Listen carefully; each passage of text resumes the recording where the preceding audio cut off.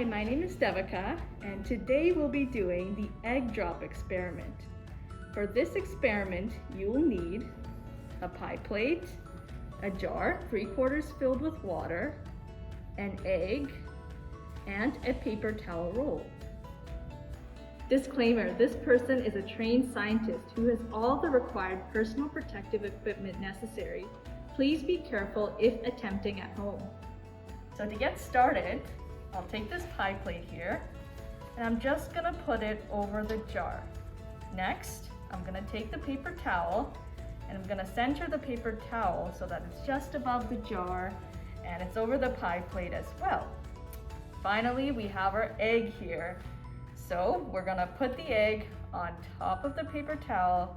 Make sure it's not gonna fall. There you go, awesome. All right, so to get started, I'm gonna have my right hand next to the pie plate.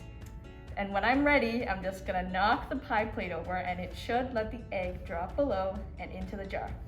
Okay, ready? Let's go. Nice, we got the egg in there.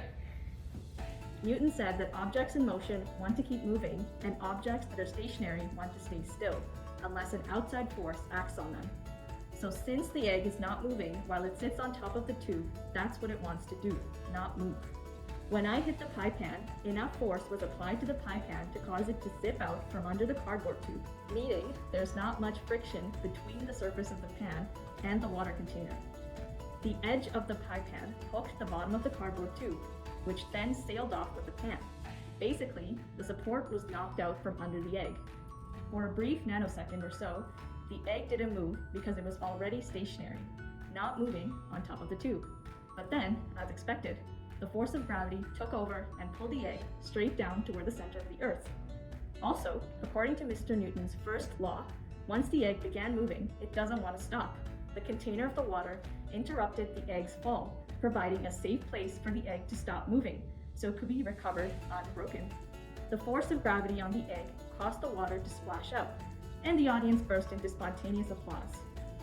Newton's first law of motion also has real-world applications. When you play soccer, you are able to move the ball because of the force produced by you kicking it. The ball eventually stops either because of the force of friction or the force of your leg. If no force acted on it, the ball would continue to move away from you forever, and the game would just become boring. Thank you for joining us for Egg Drop. We hope you enjoyed. Make sure to check out our other demos in Science Fun Week.